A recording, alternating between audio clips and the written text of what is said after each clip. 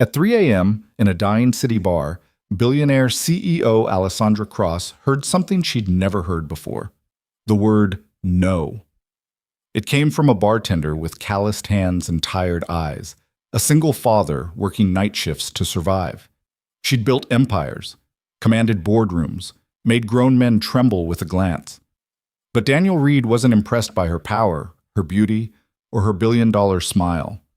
He had a son to protect and scars that money couldn't heal. She made a bet. He'd break in 5 minutes. She had no idea she'd already lost everything, including her heart. What happens when pride collides with love? When wealth means nothing and vulnerability means everything? Stay until the end to find out if a woman who's never been rejected can learn to be chosen instead of conquered. And hey, drop a comment with your city name so I can see how far this story travels. Let's begin. The rain hadn't stopped for 3 days. It hammered against the cracked windows of Murphy's bar like it had a personal vendetta against the glass, against the peeling paint, against everyone foolish enough to still be awake at this ungodly hour. The neon sign outside flickered between red and darkness, casting the interior in alternating waves of bloodlight and shadow. Alessandra Cross sat alone at the bar's far corner, which was exactly how she wanted it. Her Armani coat hung over the back of the stool, dark with rain despite the 30-second sprint from her car to the door. Her hair, usually styled to perfection by a team that cost more per hour than most people earned in a week, hung damp against her shoulders. She didn't care. She'd dismissed her driver 2 hours ago, sent her assistant home, turned off her phone. Tonight, she just wanted to be invisible. The irony wasn't lost on her. Alessandra Cross, founder and CEO of Cross Innovations, a tech empire valued at $4.2 billion, featured on the cover of Forbes before she turned 28, named one of the most influential people under 30 by Time magazine, the woman who'd revolutionized data security and made fortunes for everyone smart enough to invest early. Invisible. She laughed quietly into her glass, her third whiskey, neat. The sound was bitter. Something funny? The voice came from behind the bar.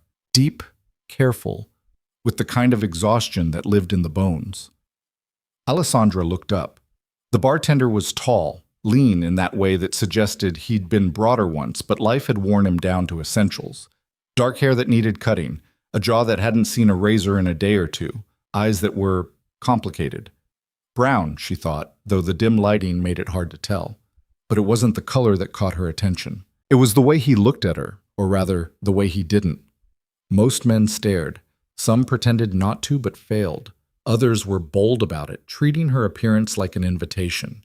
She'd learned to read every variant of male attention before she was 20, learned to weaponize her looks when necessary and ignore them when convenient. This man glanced at her the way he'd glance at any customer, briefly, professionally, without interest. It was refreshing. "Private joke," Alessandra said. He nodded, already moving away to wipe down the other end of the bar. There were only 4 other people in the place, a couple in their 60s nursing beers in comfortable silence, and 2 younger guys playing pool badly in the back, the kind of bar that survived on regulars and people with nowhere else to go. Alessandra watched him work. Efficient movements, no wasted energy. He cleaned glasses with the focus of someone who'd done it 10,000 times, but still cared about doing it right.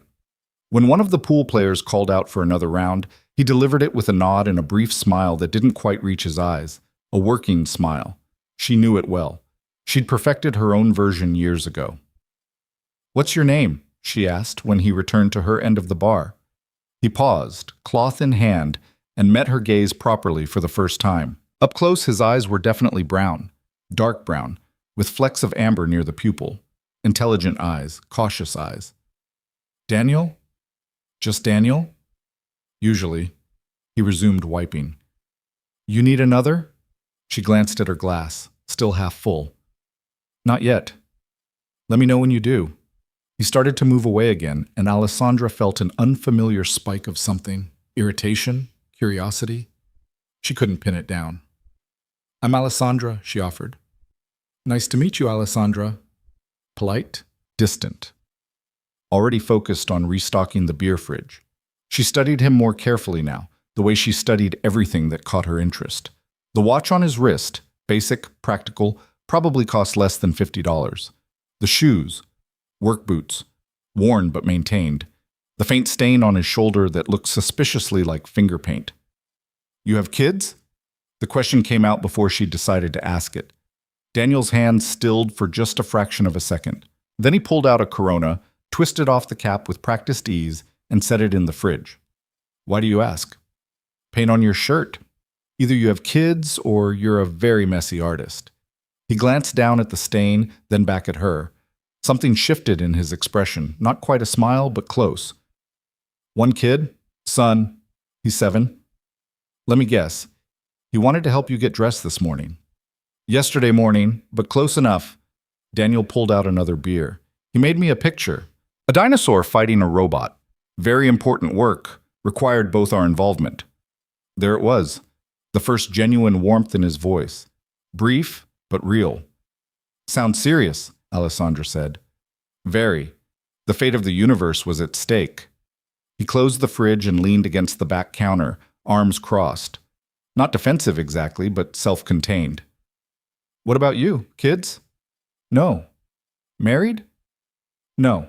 Boyfriend? Are you asking if I'm single or trying to figure out if someone's coming to pick me up? Daniel raised an eyebrow. Both, I guess. I'm single, and no one's coming. I drove myself. He nodded slowly. You shouldn't drive, not after 3 whiskeys. 2.5. Still shouldn't drive. Alessandra felt a smile tugging at her mouth. A real one, not the corporate weapon she wielded in boardrooms. Worried about me, Daniel? Worried about whoever you might hit. She laughed. Actually laughed. When was the last time someone had managed that? Her assistant made her chuckle sometimes. Her best friend from college could usually coax a smile during their monthly calls. But genuine laughter from a stranger? Fair enough, she said. I'll call a car when I'm ready to leave. Good. He went back to work, and Alessandra went back to her whiskey. But now she was hyper-aware of him moving through the space. The quiet competence, the way he spoke briefly with the older couple, how he broke up an argument between the pool players with just a look and a calm word. Authority without aggression, confidence without ego. She'd built a company on reading people, on seeing past their presentations to their foundations. Daniel Reed, she'd caught his last name from the pool players, was interesting. Guarded, but not cold. Tired, but not broken. And completely, entirely unimpressed by her. When he passed by again, she made a decision. Daniel. He stopped. Yeah? Have dinner with me. It wasn't a question. She didn't usually ask questions when the answer was obvious. Alessandra Cross didn't get rejected. Men fell over themselves for her attention, for her looks, her power, her money, or usually all 3.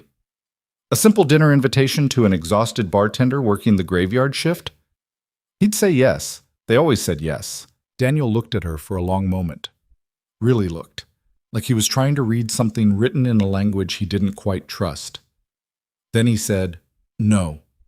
The word hung in the air between them. Alessandra blinked. I'm sorry? No, thank you, but no. Why not? Because I don't know you. That's generally the point of dinner, getting to know someone. I have a kid, Daniel said quietly. I don't have time for getting to know you dinners with strangers who show up at bars at 3 a.m. There was no hostility in his voice, no judgment, just fact, delivered with the same calm efficiency he brought to every other interaction. Alessandra felt something unfamiliar curl in her chest. Rejection. Actual, honest-to-God rejection. What if I wasn't a stranger? She asked. But you are. What if... Alessandra. Daniel's voice was gentle but firm. You seem nice, but I don't do this. I can't do this. I have responsibilities. He moved away then, called by one of the pool players for another round. Alessandra sat frozen on her stool, her whiskey forgotten, her entire worldview tilted slightly off its axis. No. Someone had told her no. She tried to remember the last time that had happened, the last time anyone had refused her anything she actually wanted. Board members sometimes pushed back on strategies, but they still ultimately deferred to her judgment. Competitors resisted, but she usually crushed them. Men? Men never said no. The couple in the corner settled their tab and left, letting in a gust of cold air and rain. The pool players packed up shortly after, stumbling toward the door with loud promises to return tomorrow. Daniel followed them to lock the door behind them, flipping the sign to closed. Just the two of them now. He returned to the bar, started his closing routine. Alessandra watched him work, her mind spinning through scenarios, angles, approaches. She'd built an empire by being 3 steps ahead of everyone else, by seeing possibilities others missed. But she couldn't see a way past this man's quiet, immovable no. "You're staring," Daniel said without looking up from the register. "I am." "Why?" "Because you're interesting." "I'm really not." "You told me no." He glanced up at that, met her eyes. "People tell you no a lot, I'm guessing." "Actually, never." Daniel considered this. "Must be nice." "You'd think so." Something flickered across his face, understanding, maybe, or recognition, like he'd just realized something about her that she hadn't meant to reveal. "Look," he said, softer now. "I'm sure you're used to getting what you want, but I'm not what you want. I'm a bartender working night shifts to pay for law school and my mom's medical bills. I live in a 1-bedroom apartment with my 7-year-old son. My life is complicated and messy, and I don't have space for—" He gestured vaguely at her. "Whatever this is." "What if I wanted complicated and messy?" "You don't. Trust me."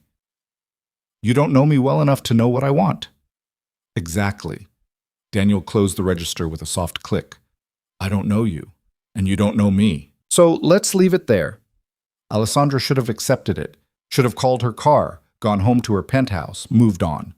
She had a dozen men who'd kill for her attention. This bartender was nothing special, just another face in another bar. Except he'd said no. And suddenly, inexplicably, that made him the most interesting person she'd met in years. "What if I came back?" she heard herself ask. Daniel paused in his cleaning. "Why would you do that?" "Maybe I like the whiskey here."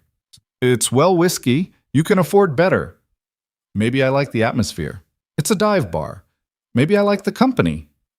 He looked at her then, really looked, and she saw something in his expression she couldn't quite read. Wariness, yes, but also something else. Something that suggested he wasn't quite as unaffected as he pretended to be. "I work Tuesday through Saturday," he said finally. 11 p.m. to 4 a.m. That's not a no. That's not a yes either. "I'll take it." Daniel shook his head, but she caught the ghost of a smile. "You're stubborn." "I prefer persistent." "Same thing." "Not quite." Alessandra finished her whiskey and stood. The room tilted slightly. Apparently that half glass had been more potent than she'd thought. She steadied herself on the bar. "Want me to call you that car?" Daniel asked. "I've got it." She pulled out her phone, surprised to find 17 missed calls and 43 texts. The price of being unreachable for 3 hours. She ignored them all and opened her car service app. 3 minutes, she said. They waited in silence, not uncomfortable exactly, but charged with something Alessandra couldn't name. Outside, the rain had slowed to a steady drizzle. The neon sign continued its dying flicker. When her phone buzzed with the driver's arrival, she grabbed her coat and headed for the door. Daniel moved to unlock it for her. "Thank you," she said. "For what?" "For treating me like a person instead of a prize." He studied her face. "That happen a lot?" "More than you'd think." Daniel nodded slowly. "For what it's worth, I don't think you're a prize. Prizes are things you win and put on a shelf. You seem more like a hurricane." Alessandra laughed. "Is that a compliment?" "Haven't decided yet." She stepped closer, just slightly, testing. He didn't move back, but he didn't move forward either. Just held his ground with that same quiet certainty he brought to everything. "I'll see you Tuesday," she said. "Maybe." "Definitely." "You don't give up easy, do you?" "Never." This time he did smile, brief and unexpected. It transformed his face, made him look younger, less burdened. "That sounds exhausting." "You have no idea." Alessandra walked out into the rain. Her driver, a different one than usual, she didn't recognize him, held the car door open. She slid into the back seat, and as they pulled away from the curb, she glanced back at the bar. Daniel stood in the doorway, watching her leave. Their eyes met for just a moment before he turned and disappeared back inside. Alessandra pulled out her phone and opened her calendar. Tuesday was packed. 3 meetings, a conference call with investors in Singapore, a working lunch with her CTO. She blocked out midnight to 4 a.m. and labeled it personal time. But her assistant would have a heart attack. Alessandra Cross didn't do personal time. She barely slept, let alone took 4-hour blocks off for mysterious activities. But she'd made a decision the same way she made every decision that mattered, quickly, completely, without hesitation. She wanted to understand Daniel Reed, wanted to figure out what made a man say no when everyone else said yes, wanted to know what he was protecting so fiercely that he'd refuse dinner with a billionaire. It wasn't attraction. Not really. Or not just attraction. It was curiosity. The same curiosity that had driven her to build an empire, to solve impossible problems, to see opportunities where others saw obstacles. Daniel Reed was a puzzle, and Alessandra Cross had never met a puzzle she couldn't solve. Tuesday arrived like a challenge. Alessandra spent the day in back-to-back meetings, but her mind kept drifting to the bar, to the bartender, to the inexplicable pull she felt toward a situation that made absolutely no logical sense. Her CFO noticed first. "You're distracted," Martin said during their budget review. He'd been with her since the beginning, one of the few people who could read her moods. "Something wrong?" "No." "Liar." Alessandra looked up from the spreadsheet she'd been staring at without seeing. Martin sat across from her, 62 years old with gray hair and sharp eyes, watching her with paternal concern. "I met someone," she said. His eyebrows rose. "That's new." He said no. "Ah." Martin leaned back in his chair. "And that's newer." "What do you mean?" "You've never mentioned a man to me before, not in 8 years of working together. But you're mentioning this one, which means he's under your skin." Martin smiled. "And he said no, which means he's either stupid or smart." "My money's on smart." "Why?" "Because stupid men bore you. You wouldn't be distracted by stupid." Alessandra considered this. "He's a bartender, single father, law student, said he doesn't have time for me." "Does he?" "Probably not." "Are you going to give up?" She met Martin's eyes. "What do you think?" He laughed, the sound warm and knowing. "I think that poor bastard has no idea what's about to hit him. I'm not going to hit him with anything.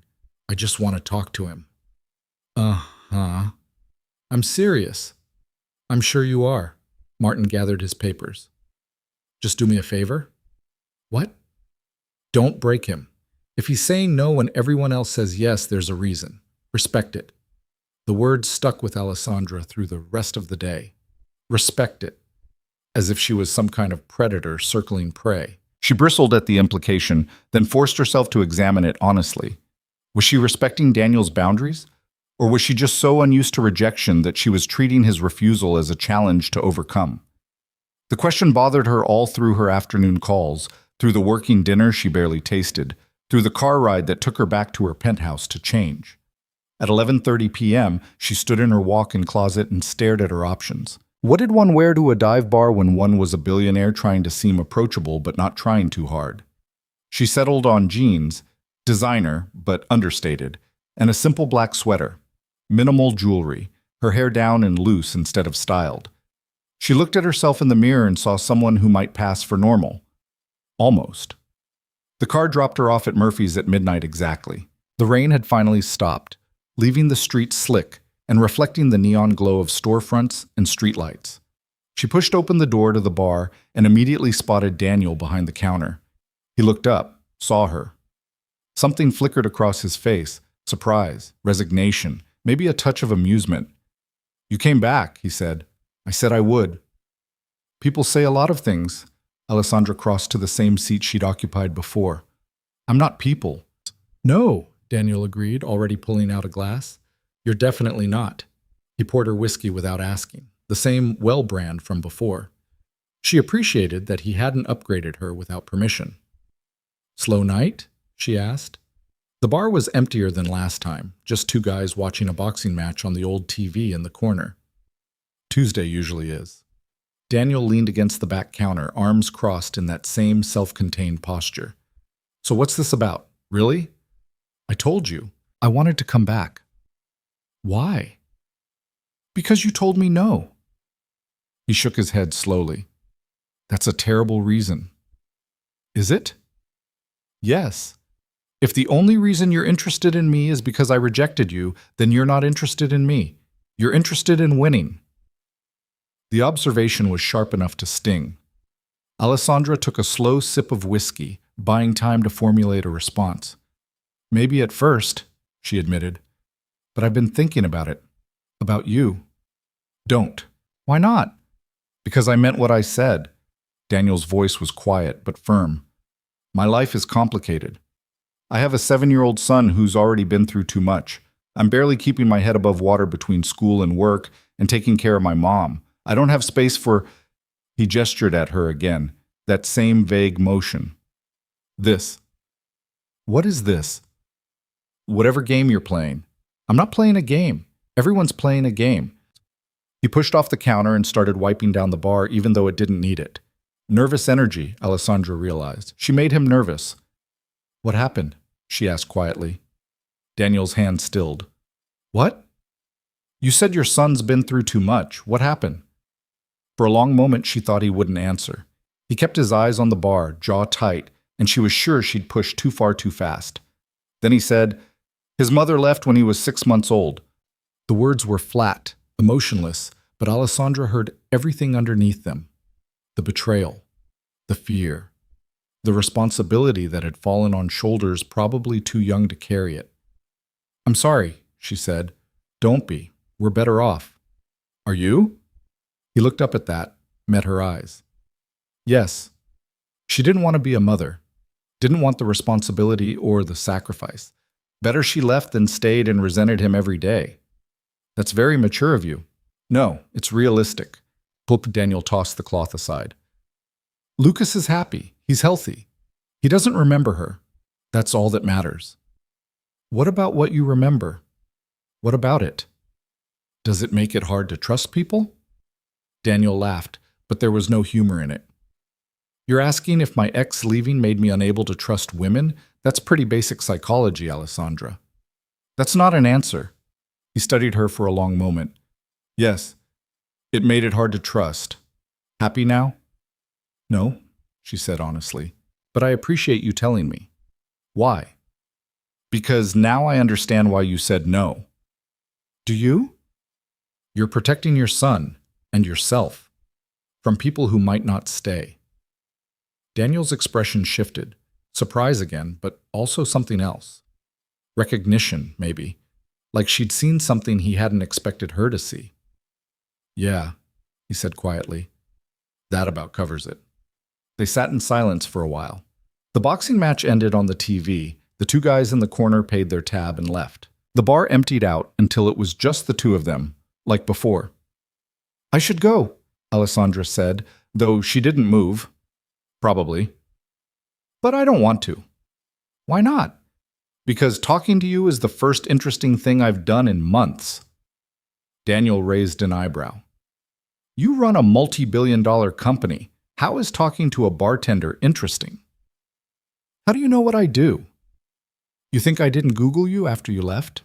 He pulled out his phone and turned it toward her. Her Wikipedia page stared back. Alessandra Cross, founder and CEO of Cross Innovations. Net worth estimated at $4.2 billion. Youngest woman to ever make the Forbes 400. He set the phone down. So yeah, I know what you do. Alessandra felt exposed in a way she hadn't anticipated. And it makes me even more sure that you don't want my life. You have everything. Money, power, success. What could you possibly want from me? A conversation. We're having one. I mean more than one. Daniel sighed and ran a hand through his hair. Alessandra, just coffee, during the day, nothing romantic, just two people talking. Why? Because I'm tired of people who only talk to me because of what I can give them. And you're the first person in years who doesn't want anything from me except for me to leave you alone. He laughed at that, surprised and genuine. That's twisted logic. Maybe, but it's true. Daniel looked at her for a long time. She could see the war playing out behind his eyes, caution against curiosity, protection against possibility. "One coffee," he finally said. Relief washed through her, though she kept her expression neutral. "When?" "I have class until 2 on Wednesdays. There's a place near campus. Decent coffee, nothing fancy." "I don't need fancy." "Yes, you do, but you're pretending you don't, which is almost worse." Alessandra smiled despite herself. "You're very perceptive." "I'm a bartender and a law student. Reading people is basically the job description." She stood and pulled out her phone. "What's the address?" He told her. She added it to her calendar right between a board meeting and a call with her lead engineer. 2:30? She asked. 2:30. Alessandra headed for the door, then paused. "Thank you." "For what?" "For saying yes. It's just coffee. We'll see." She left before he could argue, stepping out into the cool night air. Her car was already waiting. She'd learned to time these things. As they pulled away, she looked back one more time. Daniel stood in the window, watching her leave with an expression she couldn't quite read.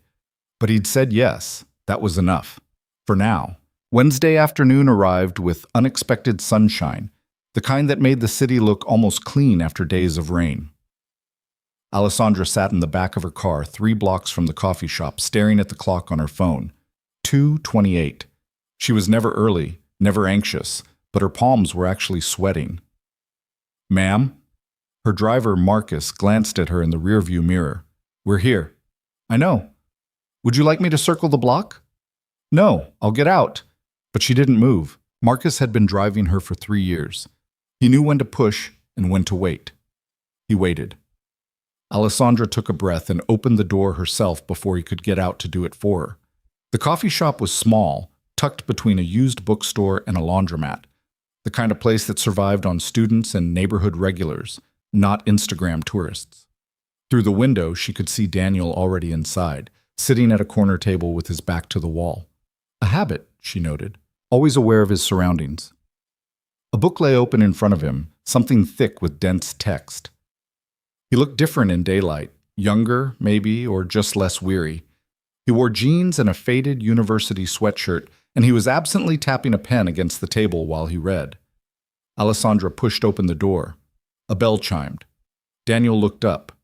Their eyes met across the room, and for a second she saw uncertainty flicker across his face. Like he couldn't quite believe she'd actually shown up, like part of him had hoped she wouldn't. Then he closed the book and stood. "You're early," he said as she approached. "So are you." "I had class across the street. It was easier to just wait here." He gestured to the chair across from him. "Coffee's at the counter. They don't do table service." Alessandra glanced at the menu board. "What's good?" "Depends. Do you actually like coffee or do you like things that taste like dessert?" "I like coffee." "Then get the house blend. It's nothing fancy, but it's honest." She smiled at that. "Honest coffee?" "You know what I mean." She did. Alessandra ordered the house blend, black, and refused the barista's offer of their seasonal lavender latte special. When she returned to the table, Daniel was watching her with an expression she couldn't quite read. "What?" she asked, sitting down. "Nothing. Just trying to figure you out." "Any luck?" "Not yet." They sat in silence for a moment. It should have been awkward, but somehow it wasn't. The coffee shop hummed with quiet activity around them. Students typing on laptops, a mother with a stroller, an older man doing a crossword puzzle in pen. "So," Daniel said finally, "you wanted to talk." "I did." "About what?" "I don't know. Normal things. Normals. What's your favorite color? Do you prefer summer or winter? What's the worst movie you've ever seen?" He laughed, surprised. "Those are your normal things? What are yours?" "I don't really do small talk." "Neither do I, actually." "Then why are we pretending?" Alessandra took a sip of her coffee. He was right. It was honest. No pretense. Just good, strong coffee. "Because I don't know how else to do this." "Do what?" "Get to know someone without an agenda." Daniel leaned back in his chair, studying her. "You really don't have friends, do you?" The observation landed harder than it should have. "I have friends. Business friends. People who work for you or want something from you. That's not fair. You don't know me well enough to make that judgment. You're right, I don't. He picked up his own coffee, something that looked darker and stronger than hers. So tell me I'm wrong. Alessandra opened her mouth to argue, then closed it. Because he wasn't wrong. Her best friend from college lived in London, and they talked maybe once a month. Her assistant was professional, but not personal. Martin was close, but he still worked for her. Everyone in her life existed in relation to her company, her success, her empire. I have people I care about, she said finally. That's not the same as having friends. No, I suppose it's not. Daniel's expression softened slightly. I wasn't trying to be cruel. I know. You were being honest. She met his eyes. Apparently that's your thing. Someone has to be. What's that supposed to mean?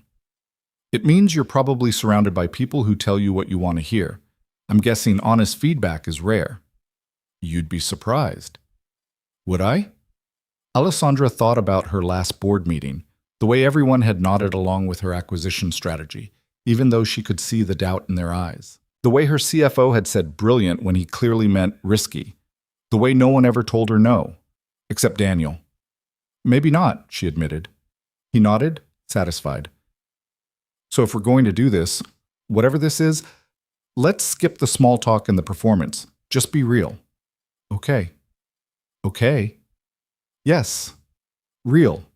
I can do real. She took another sip of coffee, gathering her thoughts. I'm lonely. The words came out before she'd fully decided to say them. Daniel's eyebrows rose slightly, but he didn't speak, just waited. I wake up every morning in a penthouse that costs more than most people make in a decade, Alessandra continued, the words flowing now like water through a cracked dam.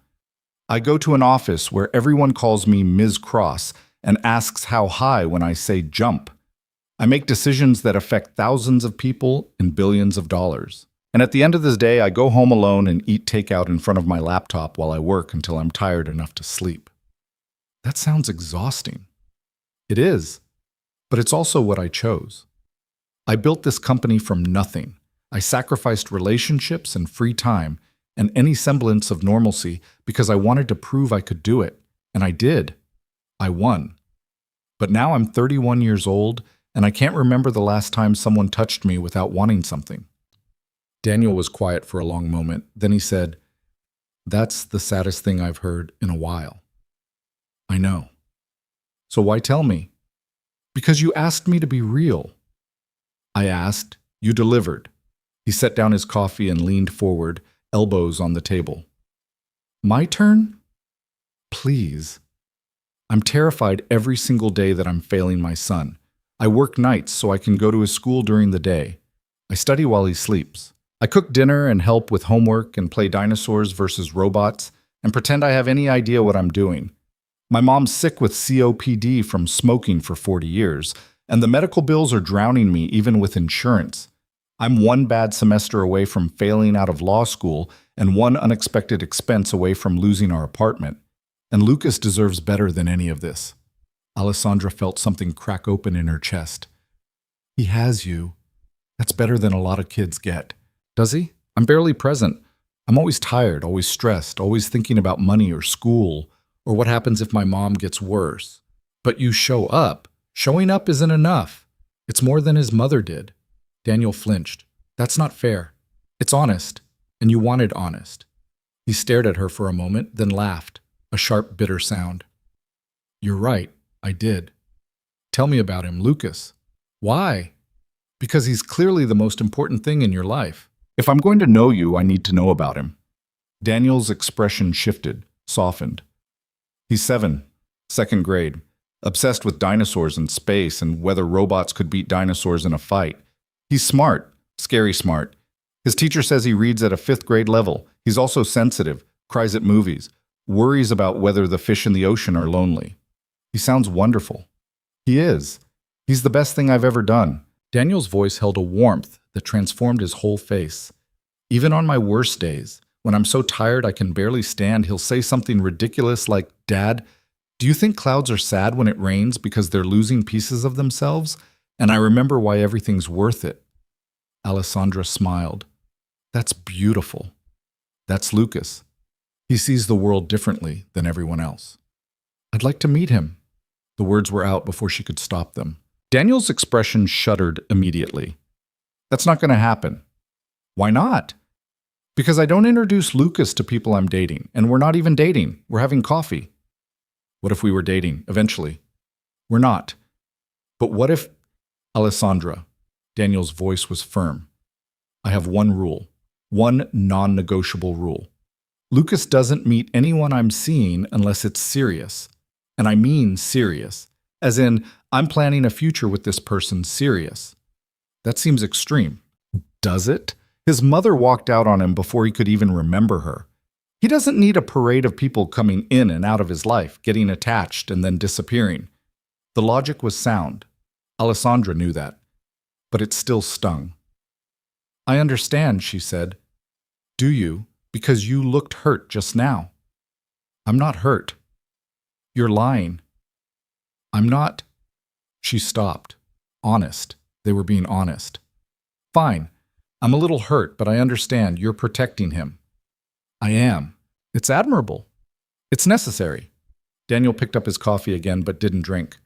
Look, I don't know what you're expecting from me, but I need you to understand something. Lucas comes first, always.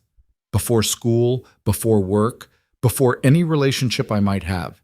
If you can't handle being second place to a 7-year-old, then we should end this now. Alessandra considered this. In her world, she was always first.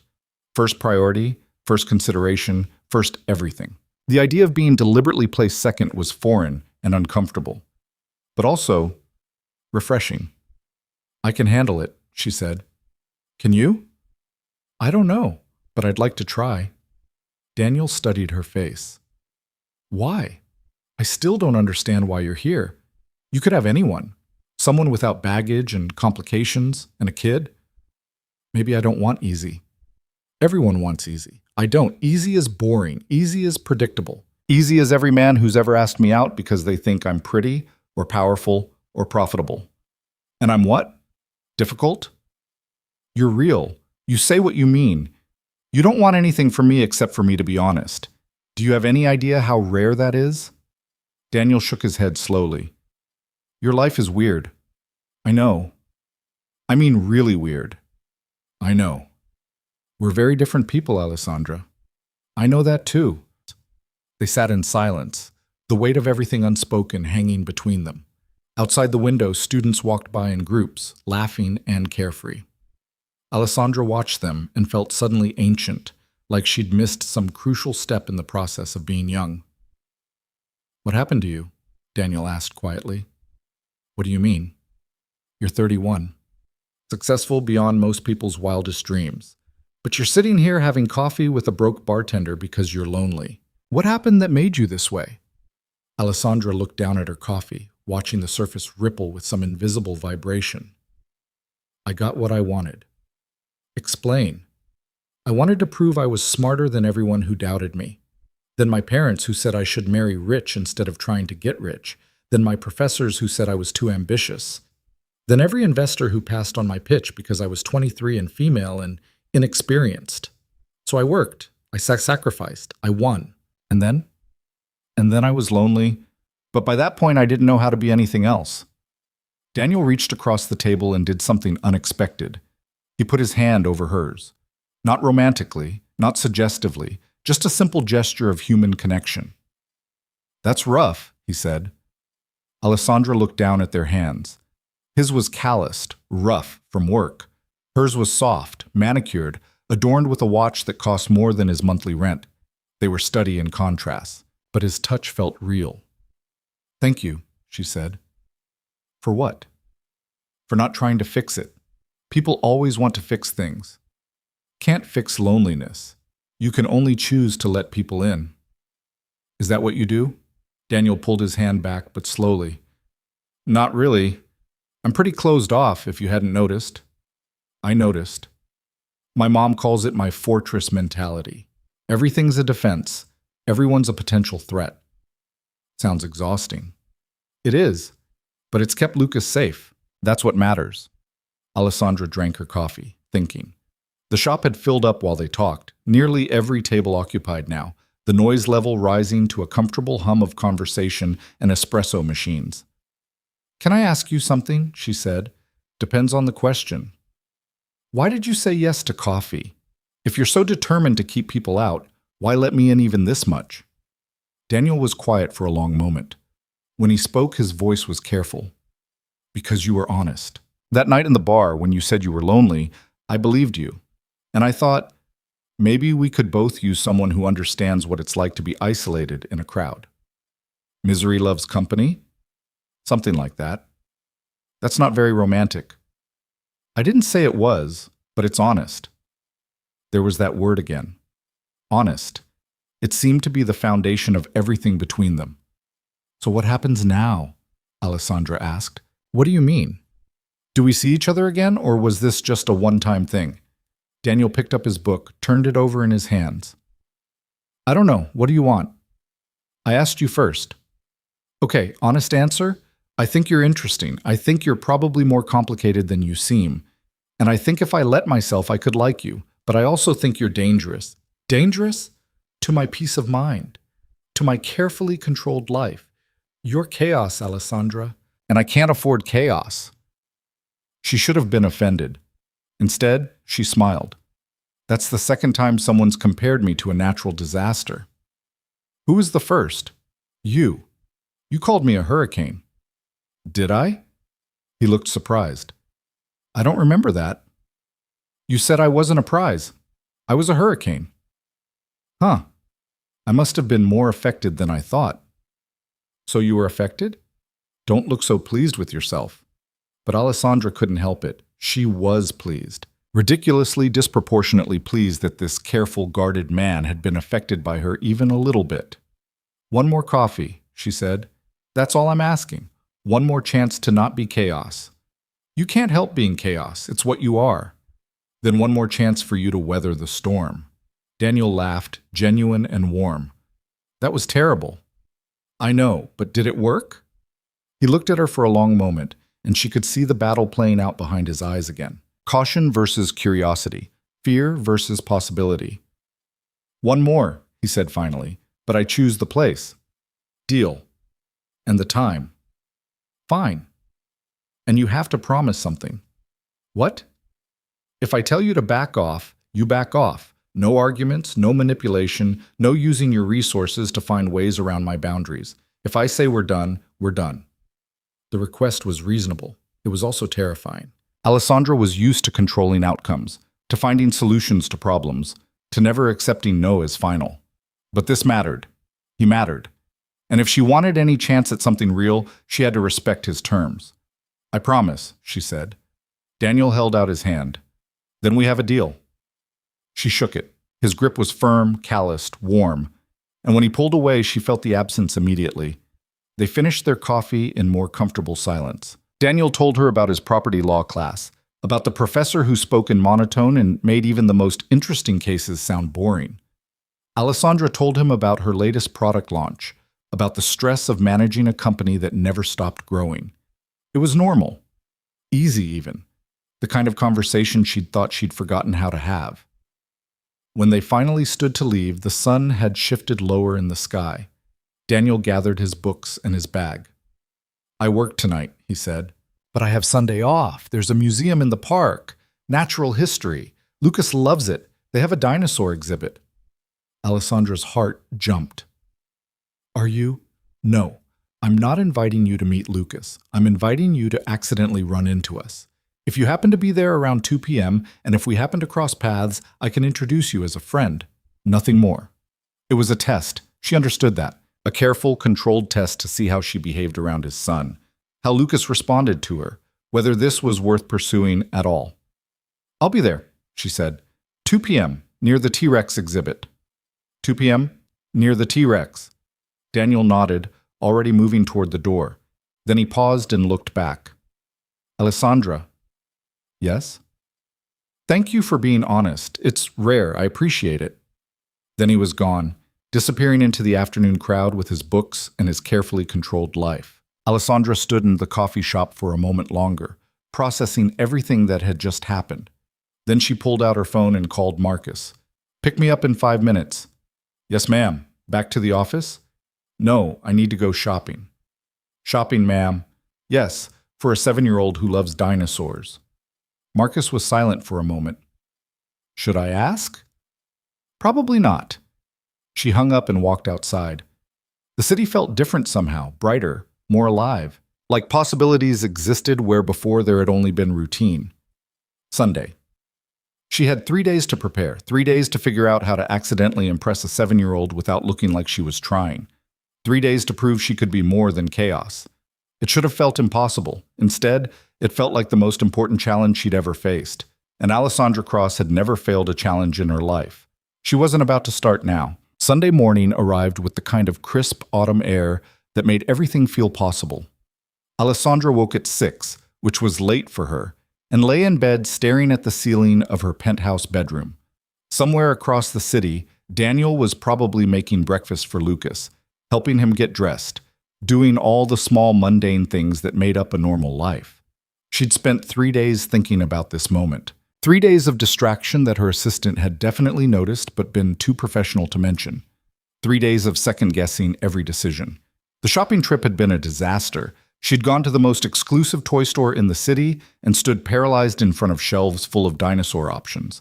Educational dinosaurs, plush dinosaurs, dinosaur building sets that cost more than some people's cars. The salesperson had hovered nervously, clearly recognizing her and unsure how to help. In the end, she'd bought nothing. It had felt too much like trying to buy approval, like using money to solve a problem that required something else entirely. So instead, she'd gone home and done something she hadn't done in years. Research. She'd read articles about child development, about age-appropriate conversation topics, about how to interact with a 7-year-old without being condescending or overeager. She'd watched videos of parents engaging with their kids. She'd even called her college friend in London, who had 2 children, and asked for advice. "Just be yourself," Sarah had said, laughing. "Kids can smell fake from a mile away." "What if myself isn't good with kids?" "Then you'll find out." "But Alessandra, why does this matter so much? It's just a kid." "It's not just a kid, it's his kid." Sarah had gone quiet for a moment. "You really like this guy." "I don't know him well enough to really like him." "That's not what I asked." Alessandra hadn't had an answer for that. She still didn't. She got out of bed and went through her morning routine on autopilot. Shower, coffee. The news on her tablet while she ate yogurt she didn't taste. The penthouse felt especially empty today, the floor-to-ceiling windows showing a city full of people living lives she'd never quite figured out how to have. At noon, she started getting dressed. This was its own challenge. What did one wear to accidentally run into someone at a museum? Not a business suit, obviously, but not athleisure either, which felt try-hard. She settled on jeans, real ones this time, not designer, and a simple blue sweater. Minimal makeup, hair pulled back in a ponytail. She looked at herself in the mirror and saw someone trying very hard to look like they weren't trying at all. Marcus drove her to the museum at 1:30. The building was old, beautiful in that way museums often are, with stone columns and broad steps leading up to the entrance. Families streamed in and out, kids pulling parents toward exhibits, the sound of excitement carrying on the autumn air. Alessandra paid her admission and wandered inside, trying to look casual. The dinosaur exhibit was on the 2nd floor, easy to find by following the sound of children's voices echoing off high ceilings. She entered the main hall and stopped, genuinely awed despite her nervousness. The T-Rex skeleton dominated the space, mounted in an attack pose with its jaws open wide. Smaller skeletons surrounded it, velociraptors, triceratops, various other species, whose names she'd crammed into her head over the past 3 days. Interactive displays lined the walls. Children ran from exhibit to exhibit with that particular kind of focused energy that came from being somewhere exciting. Alessandra checked her phone. 1:55. She positioned herself near a display about the Cretaceous period, close enough to the T-Rex to be in the general area Daniel had mentioned, but not so close that she'd look like she was lurking. She read the informational placard 3 times without absorbing a single word. 2 p.m. came and went. Alessandra's stomach tightened. Maybe he'd changed his mind. Maybe this was a test she'd failed by showing up at all. Maybe... The Cretaceous period is boring. The Jurassic period had way better dinosaurs.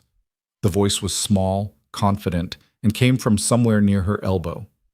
Alessandra looked down and found herself face to face with a 7-year-old boy with dark hair, brown eyes, and the most serious expression she'd ever seen on a child.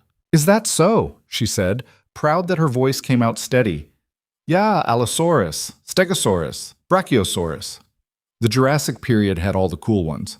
The Cretaceous period just had the T-Rex, and everyone thinks the T-Rex is the best because of movies, but actually it wasn't even the biggest predator ever. "What was?" The boy's eyes lit up. "Spinosaurus. It was way bigger and it could swim." "How cool is that? A dinosaur that could hunt on land and in water." "That's very cool," Alessandra agreed, genuinely charmed despite herself. "Do you like dinosaurs?" "I'm learning to." "That's good. Everyone should like dinosaurs. They're important for understanding evolution and extinction events and why we should care about climate change." Alessandra blinked.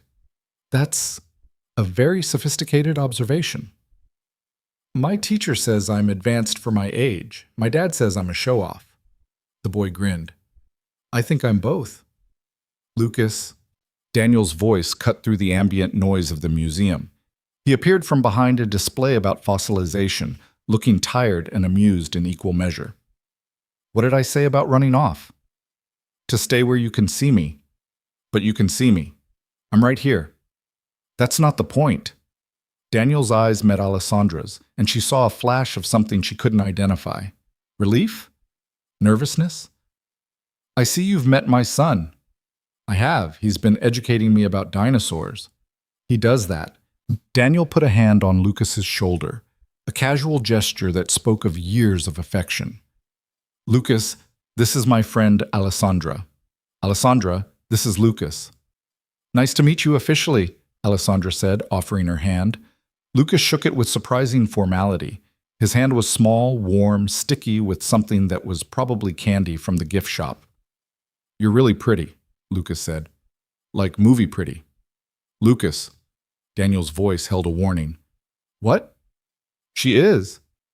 "I'm just being honest." Alessandra laughed. "Thank you. That's very kind. Do you like museums?" "I do." "This one's okay, but the Science Museum is better. They have a planetarium and you can touch stuff. Museums are better when you can touch stuff." "I agree with you there." Lucas studied her with an intensity that was unnerving coming from someone so small. "Are you really Dad's friend or are you his girlfriend?" The question landed like a bomb in the space between them. Daniel looked mortified. Alessandra felt her face heat. "Lucas," Daniel said, his voice strained. "That's inappropriate." "Why? I'm just asking." "Because it's none of your business?" "But you said we should always ask questions when we want to know something." "I meant about homework and science, not about my personal life." Lucas looked genuinely confused. "But isn't your personal life important? You're always asking about my friends." Alessandra decided to intervene before Daniel could combust from embarrassment. "Your dad and I are friends. We met recently and we're getting to know each other. So you might become his girlfriend later." "Lucas." Daniel's tone had shifted from mortified to actually stern now. "That's enough." "Sorry." Lucas didn't sound particularly sorry. "I just think it would be cool if Dad had a girlfriend. He's lonely." "I'm not lonely." "You are. You get this sad look when you think I'm not watching, like you're tired of being by yourself." The observation was delivered with such casual certainty that it robbed the moment of any lightness. Daniel's face went carefully blank, and Alessandra felt like she was intruding on something private. "Hey," she said gently to Lucas, "want to show me the Spinosaurus? Since it's cooler than the T-Rex?" Lucas's face brightened immediately. "Yes. Come on, it's over here." He grabbed her hand, that sticky, small hand, and pulled her toward another section of the exhibit. Alessandra glanced back at Daniel, who stood frozen in place, watching them with an expression of pure panic. She mouthed, "It's okay." He didn't look convinced. Lucas was already talking, his words tumbling over each other in his excitement to share everything he knew. The Spinosaurus skeleton was indeed impressive, longer than the T-Rex with that distinctive sail along its back. "See?" Lucas pointed up at the skull. "Look at the teeth. They're different from the T-Rex. More like a crocodile's. That's because it ate fish mostly. And see how the bones are different? Scientists thought it walked on 4 legs for a while, but now they think it walked on 2 legs but spent a lot of time in the water. How do you know all this? I read. A lot. Dad says I read too much, but I don't think you can read too much. Can you? No, I don't think so. Lucas peered up at her. What do you do? For a job? I run a company. What kind of company? We make security software. Programs that keep information safe on computers. That's cool. Do you stop hackers? Sometimes. That's like being a superhero. A computer superhero. Alessandra smiled. I never thought of it that way, but sure. Dad's going to be a lawyer. He's in school for it. He says lawyers help people who can't help themselves. That's like being a superhero, too. It is. Lucas was quiet for a moment, still staring up at the Spinosaurus. Then he said, voice smaller now, Do you think Dad's smart? The question caught her off guard. Of course. Why would you ask that? Because sometimes kids at school say their parents went to college when they were young, but Dad didn't. He's going now because he has to work and take care of me. I heard someone say he was too old to be in school. Alessandra felt a surge of anger on Daniel's behalf. She knelt down so she was eye level with Lucas. Your dad is one of the smartest people I've ever met, she said firmly. And going to school while working and raising you? That's not just smart, that's brave. Most people couldn't do what he does. Lucas's eyes were shiny. Really? Really, you should be very proud of him. I am. I just don't want other people to think he's dumb. Anyone who thinks that is the actual dumb one. Lucas giggled at that, the tension breaking. You said dumb. I did. Don't tell your dad I said that in front of you. I won't. Lucas grabbed her hand again. Come on, I want to show you the Triceratops.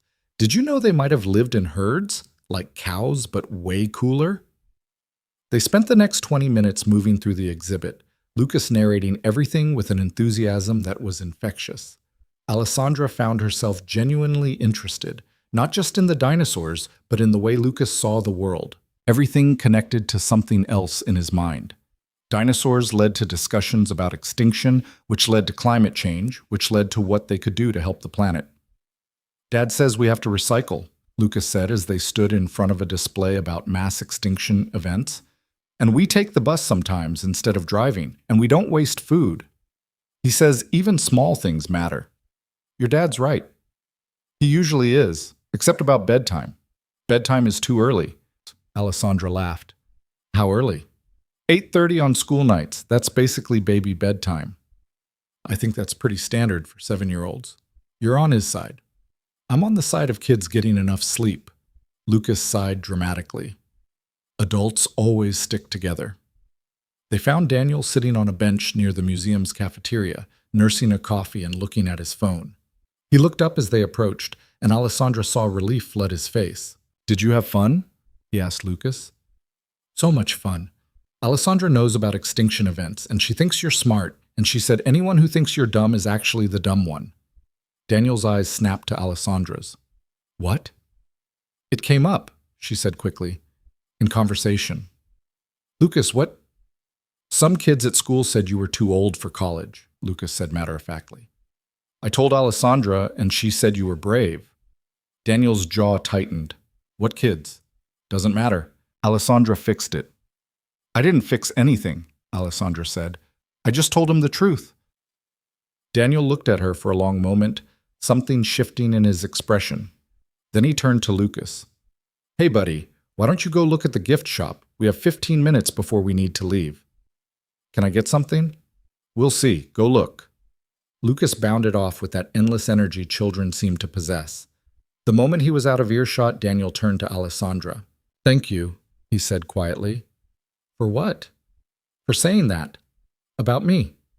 He worries about things he shouldn't have to worry about. Kids are perceptive. He knows you're working hard. Too hard, maybe. Daniel rubbed his face. He shouldn't be defending me to other kids. He loves you. Of course he defends you.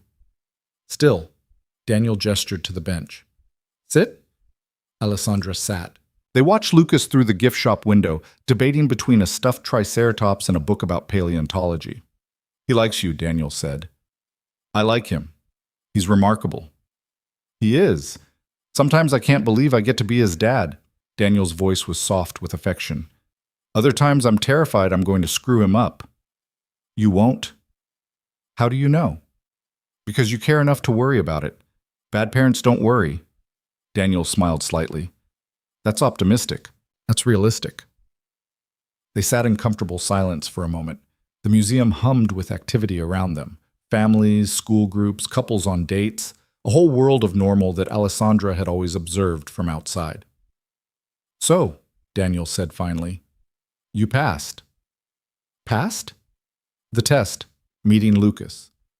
You were good with him, natural, not trying too hard. I was terrified I'd say something wrong. You didn't. He's already asked if you can come to dinner sometime. Alessandra's heart jumped. What did you say? I said maybe, which in parent speak means we'll see, which means probably not. But I don't want to argue about it right now. Oh, but... Daniel turned to face her properly. Maybe I was too quick with that answer. Meaning? Meaning you were good with him. You didn't talk down to him.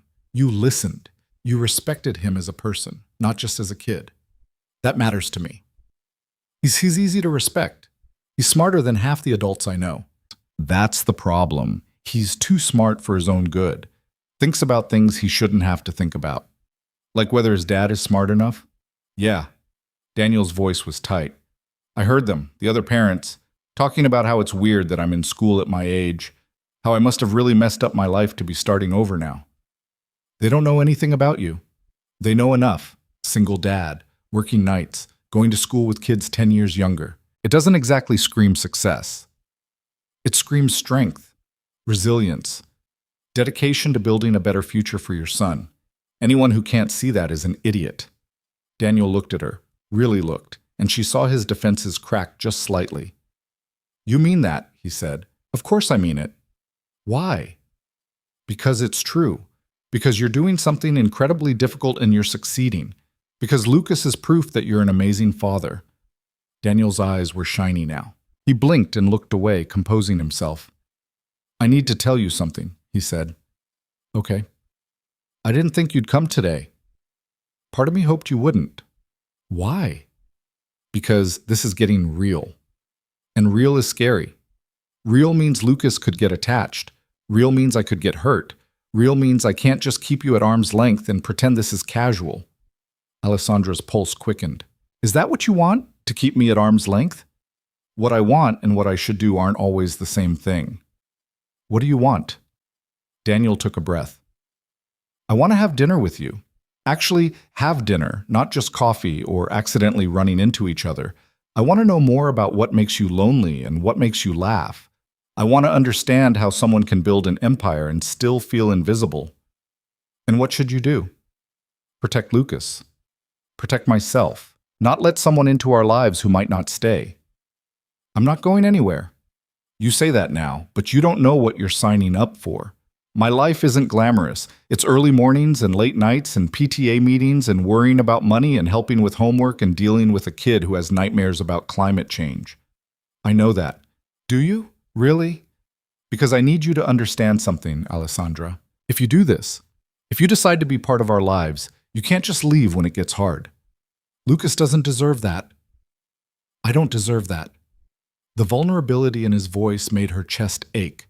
This wasn't the careful bartender or the defensive single father. This was Daniel Reed, stripped of all armor, asking her to be honest about her intentions. I don't know what the future holds, Alessandra said carefully. I don't know if this will work, or if we're too different, or if I'll be good at any of this. But I know I want to try. I know that talking to you feels different than talking to anyone else. I know that meeting Lucas today made me want this even more, not less. I can't promise forever, but I can promise I won't leave without a fight. Daniel held her gaze. That's not quite a promise to stay. No, but it's honest, and you want it honest. He laughed, short and sharp. I did say that, didn't I? You did. Lucas came running out of the gift shop, clutching both the stuffed triceratops and the book.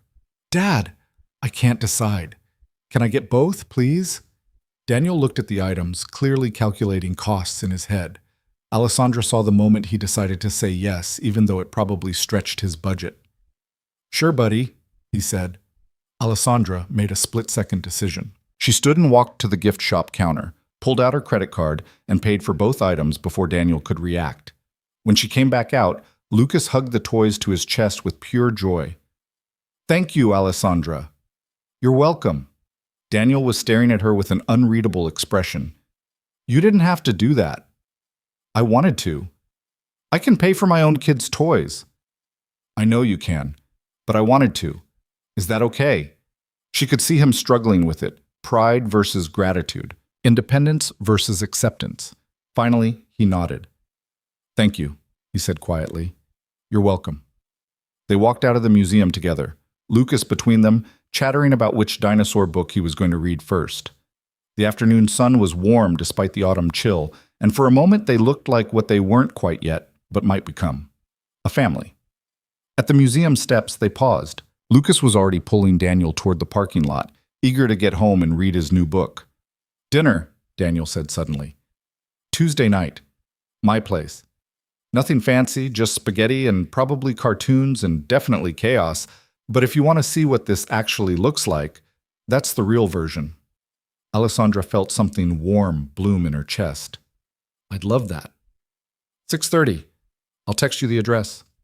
"I'll be there." Lucas tugged harder. "Dad, come on." "I'm coming." Daniel looked at Alessandra one more time. "See you Tuesday." "See you Tuesday."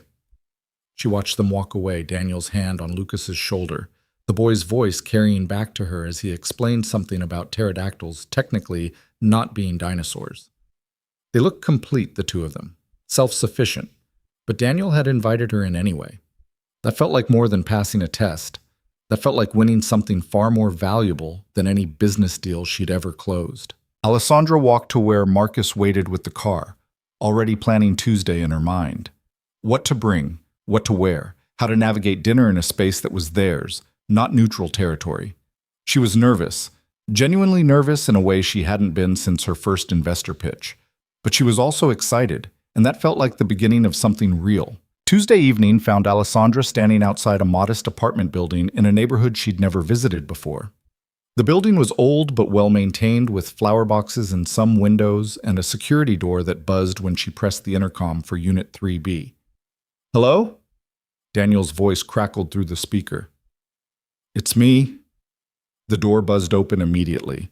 Alessandra climbed 3 flights of stairs, her heart hammering harder with each step. She changed clothes 4 times, finally settling on dark jeans and a soft gray sweater. Casual. Approachable. She carried a bottle of wine that had cost more than she wanted to admit, and a bag of groceries she wasn't sure she should have brought. Daniel opened the door before she could knock.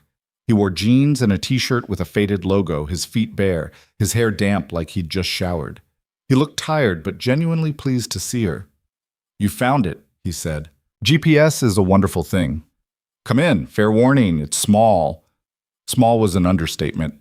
The apartment was tiny, the living room and kitchen separated only by a breakfast bar. But it was clean, organized, full of light from windows that faced west. Children's drawings covered the refrigerator. Books lined makeshift shelves. A worn couch faced a modest television. The whole space felt lived in, loved, real, in a way her penthouse never had. "It's perfect," Alessandra said, and meant it. Daniel looked skeptical. "You don't have to lie." "I'm not. It feels like a home." Something shifted in his expression. "Thank you." "I try." He noticed the bags in her hands. "What's all this?" "Wine. And I wasn't sure what you'd need for dinner, so I brought some things." "Alessandra, I said I was cooking." "I know, but I wanted to contribute." She started unpacking. Fresh bread from the bakery she'd passed 3 times to make sure they were still open. A salad kit. Expensive Parmesan cheese. Daniel watched her with an expression caught between amusement and exasperation. "You brought $70 cheese to a spaghetti dinner. How do you know it's $70? "I worked in a restaurant in college. I know expensive cheese when I see it. Is it a problem?" He sighed. "No, it's thoughtful. Just excessive. That's kind of my brand." "I'm noticing," but he was smiling as he took the cheese and bread. "Thank you." This is nice. Alessandra. Lucas came running from what must have been his bedroom, still in his school clothes. You came. I did. I hope that's okay. It's great. Did you bring anything cool? Lucas, Daniel warned. That's rude. I'm just asking, Alessandra laughed. I didn't bring anything cool this time. Sorry. Lucas shrugged, unbothered. That's okay. You're here. That's cool enough. The simple acceptance in his voice made her chest tight. Thank you. I think you're pretty cool too. I know. Lucas grinned. Dad says I'm cool but also exhausting. Both can be true, Daniel said, ruffling his son's hair. Go wash up for dinner and change out of your school clothes. Do I have to? Yes. Why? Because I said so. That's not a reason. It's the only reason you're getting. Go. Lucas went, but not without a dramatic sigh that would have done a teenager proud. Daniel shook his head. He's 7 going on 17, he said. He's wonderful.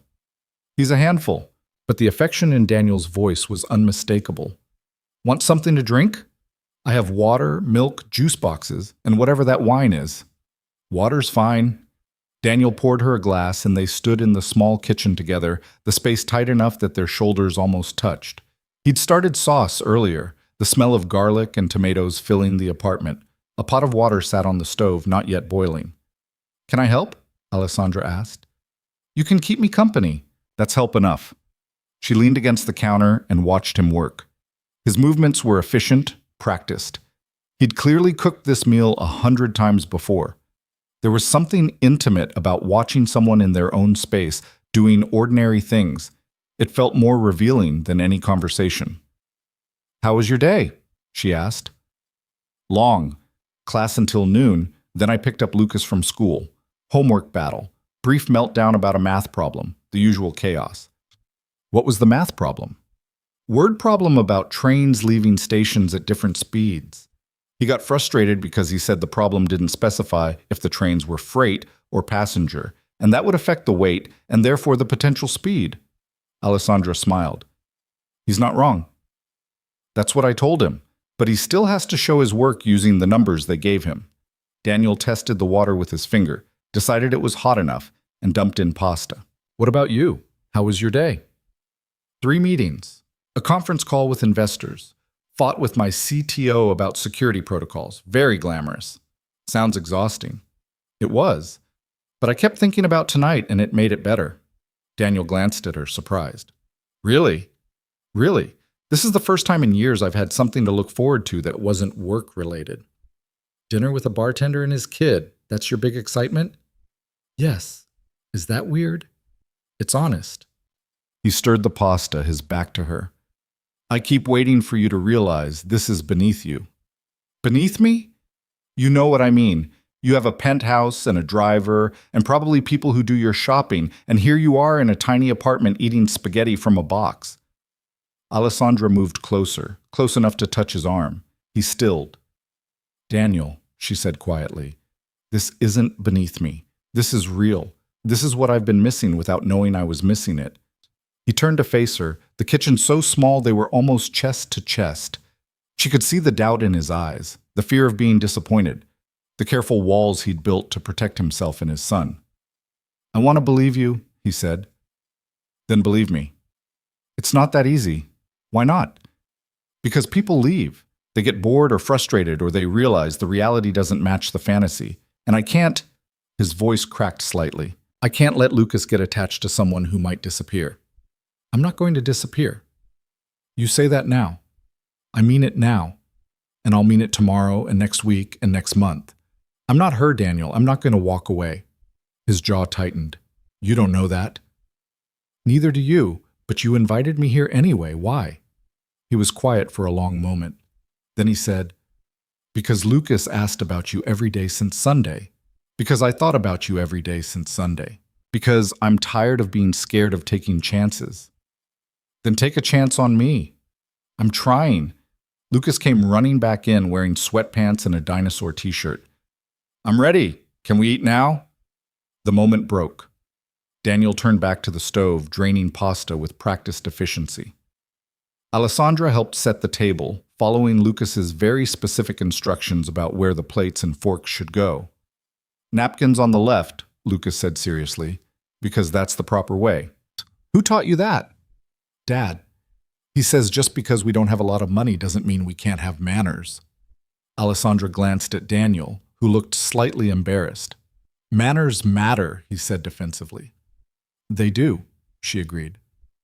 Dinner was chaotic in the best possible way.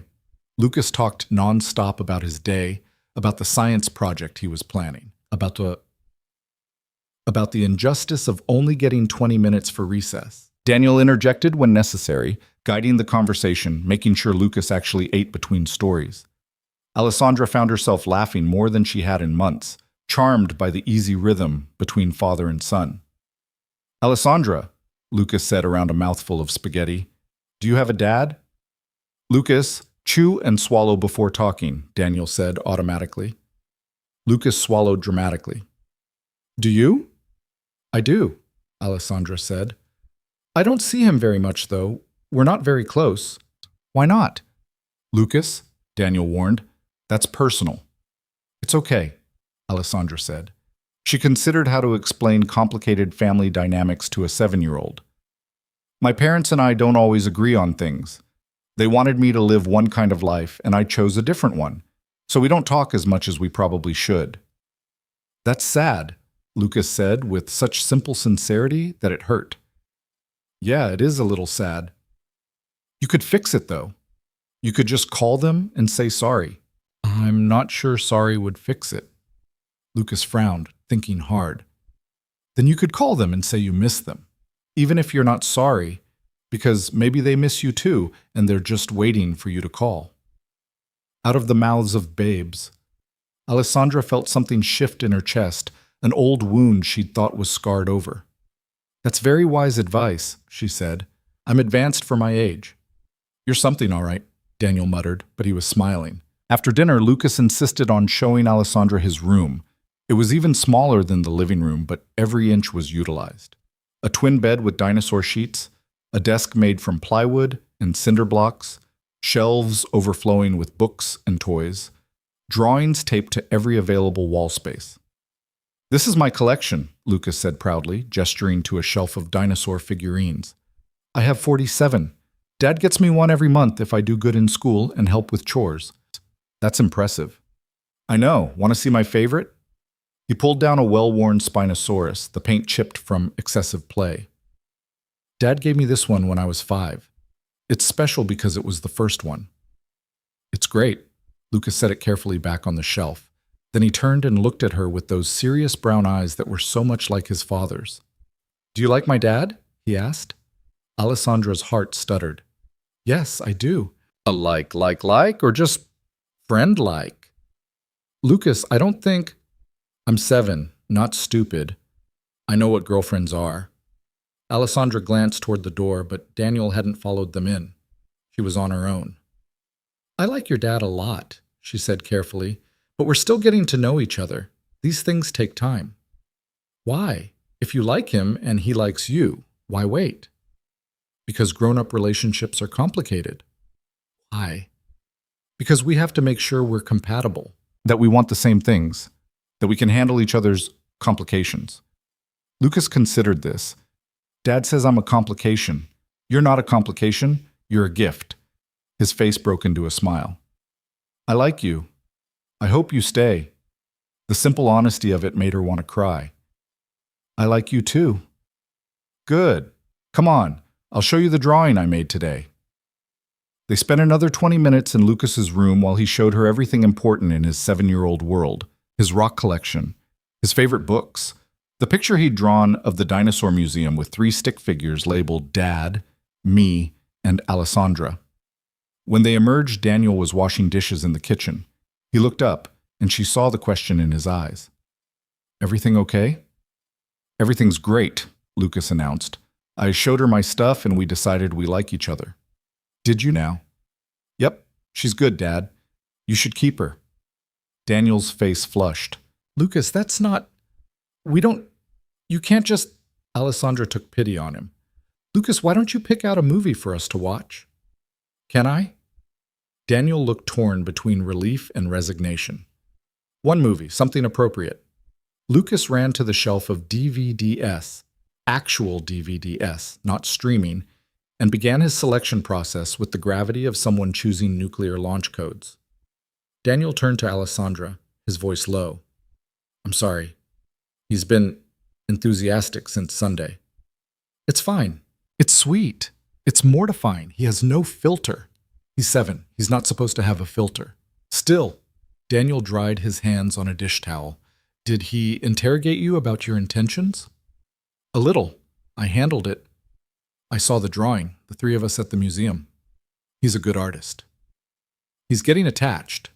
Daniel's voice was tight with concern. This is what I was afraid of. Is it so bad? That he likes me? It is if you're not staying. If this doesn't work out and you leave, he'll be crushed. Then we'll make sure it works out. You can't promise that. No, but I can try my hardest. Can you? Daniel looked at her for a long moment. Then he nodded slowly. Yeah, I can try. Lucas returned with his selection, an animated movie about robots. They settled on the couch, Lucas between them, and started the film. Within 20 minutes, Lucas was asleep, his head on Daniel's shoulder, his hand somehow finding Alessandra's. Daniel noticed and smiled. He always passes out during movies. It's his thing. Should we move him to bed? In a few minutes? Let him rest. They sat in the quiet apartment, the movie playing softly, Lucas's breathing steady and peaceful between them. It was domestic and ordinary and completely perfect. Thank you for coming, Daniel said quietly. Thank you for inviting me. I was nervous all day. So was I. Really? You seem so calm. I'm good at faking calm. It's a CEO thing. He laughed softly. What's this really like for you, being here? Alessandra thought about how to answer honestly. It feels like coming home to a place I've never been. That doesn't make sense. I know, but it's true. I've never had this. Family dinners and kids showing me their rooms and falling asleep during movies. I've had success and money and power, but I've never had this kind of warmth. It's not always warm. Sometimes it's fights about bedtime and tears over homework and worrying about money. I know, but it's real. It's honest. It's what I've been missing. Daniel shifted slightly, careful not to wake Lucas. I need to tell you something. Okay. My mom's getting worse. The statement landed heavy between them. Alessandra turned to look at him, saw the exhaustion and fear he'd been hiding. The COPD? She asked. Yeah, she had a bad episode last week. Ended up in the ER. They want her to start oxygen therapy full-time, but she can't afford the equipment. Insurance only covers part of it. How much does she need? Alessandra, I'm not telling you this, so you'll... How much? He sighed. The equipment is about $3,000. The monthly oxygen supply is another $200. I've been saving, but law school is expensive and Lucas needs things, and I'm stretched pretty thin. Let me help. No. Daniel, no, I can't take money from you. I can't be that guy. What guy? The guy who dates a rich woman and lets her solve all his problems. You're not dating me for my money. I know that. You know that. But what about everyone else? What about Lucas when he's older and realizes I let my girlfriend pay for his grandmother's medical care? What about Lucas now, who needs his grandmother healthy? What about your mom, who needs help breathing? Pride is expensive, Daniel. He looked pained. You don't understand. Then explain it to me. I've worked my whole life to not be dependent on anyone. When Lucas's mom left, when I realized I was completely alone with a baby, I made a promise to myself. I would handle it. I would provide. I wouldn't need anyone's charity. This isn't charity. This is someone who cares about you wanting to help. It's the same thing. It's not. Alessandra kept her voice low, mindful of Lucas sleeping between them. I have money that sits in accounts doing nothing. Money I'll never spend, that serves no purpose except to make more money. If I can use some of that to help someone I care about, why is that charity? Why can't it just be love? Daniel's head snapped up. Love? The word hung in the air between them. Alessandra realized what she'd said, felt panic flutter in her chest. Too soon. Way too soon. They'd known each other less than 3 weeks, but it was out there now.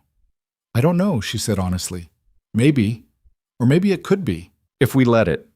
Daniel was quiet for a long time. Then he said, I'm not ready for that word. Okay? But I'm not ready either, if that makes sense. It does. And about the money. You don't have to decide right now. Just think about it. Think about what's best for your mom and for Lucas, not what's best for your pride. He nodded slowly. Okay, I'll think about it. Lucas stirred between them, making a small sound. Daniel automatically adjusted, making sure his son was comfortable. The gesture was so instinctive, so full of love, that Alessandra felt that crack in her chest widen. I should probably go, she said quietly. It's getting late. Yeah, I need to get him to bed properly. Daniel looked at her. But I don't want you to go. I don't want to go either. Then stay a little longer, just until the movie ends? Okay. They sat together in the dim light of the television, Lucas asleep between them, the apartment quiet except for the sound of the film. Alessandra felt Daniel's hand find hers across Lucas's small body. Their fingers intertwined, and it felt like a promise neither of them was quite ready to voice yet. When the credits rolled, Daniel carefully lifted Lucas and carried him to his room. Alessandra stood in the living room, suddenly unsure of what to do with her hands. She could hear Daniel's quiet voice reading a bedtime story, even though Lucas was already asleep, keeping the ritual because routines mattered. When he emerged, he looked exhausted but content. He's out, Daniel said. Good. They stood facing each other in the small living room. The evening had shifted something between them, made things more real and more fragile all at once. This is harder than I thought it would be, Daniel said. What is? Letting someone in. I thought I'd just keep the walls up and eventually you'd give up and it would be easier, but you didn't give up. And now Lucas loves you and I'm... He stopped. You're what? Scared. Hopeful. Confused. All of it at once. Alessandra stepped closer. I'm scared too. I don't know how to do this. How to be part of someone's life without taking over. How to help without overstepping. How to care without overwhelming. You're doing fine. Am I? Yeah, you are. He reached up and tucked a strand of hair behind her ear, the gesture tender and uncertain. Thank you for tonight, for being here, for being patient with me. Thank you for letting me in. They stood close enough to kiss. Alessandra could see the moment Daniel considered it, saw the want in his eyes. But he didn't move, and neither did she. It didn't feel like the right time yet. There was too much unsaid, too much unsettled. I should go, she said again. Yeah, but neither of them moved. Finally, Daniel stepped back, breaking the moment. I'll walk you down. You don't have to. Lucas, he'll be fine for 5 minutes. Come on. They walked down the 3 flights in comfortable silence. At the building's entrance, her car was already waiting, Marcus perfectly timed as always. Fancy, Daniel observed. Necessary evil. Is that what you tell yourself? It's what I know. I work too much to drive myself. Daniel nodded, but she could see him thinking, probably categorizing this as another example of how different their lives were. Same time next week? She asked. You want to come back? Of course I want to come back. Why wouldn't I? I don't know. I keep expecting you to wake up and realize this is insane. It is insane, but I like it anyway. He smiled at that, genuine and surprised. Okay, same time next week. It's a date, is it? Do you want it to be?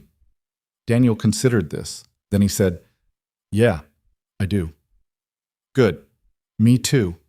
She started toward the car, then turned back. Daniel? Yeah? Think about what I said, about your mom. Please. His expression was conflicted, but he nodded. I will. I promise. Alessandra got in the car and watched through the window as Daniel stood on the sidewalk, hands in his pockets, watching her leave. When Marcus pulled away from the curb, she looked back to see him still standing there, and she knew. She was falling for him. For both of them. For the life they'd built together, messy and complicated and real. And for the first time in years, that didn't terrify her. It felt like coming home. The call came at 2 a.m. on a Thursday, 3 weeks after that first dinner at Daniel's apartment. Alessandra was still awake, working on quarterly projections in her home office, when her phone buzzed with an unknown number. She almost didn't answer, but something made her pick up. Hello? Alessandra? Daniel's voice was rough, strained. I'm sorry to call so late. I didn't know who else. What's wrong? It's my mom. She's in the hospital. They think it's pneumonia on top of the COPD. I'm here with her now, but Lucas is at home with a neighbor, and I don't know how long I'll be, and his voice cracked. I'm sorry. I shouldn't have called. I just... Give me your address.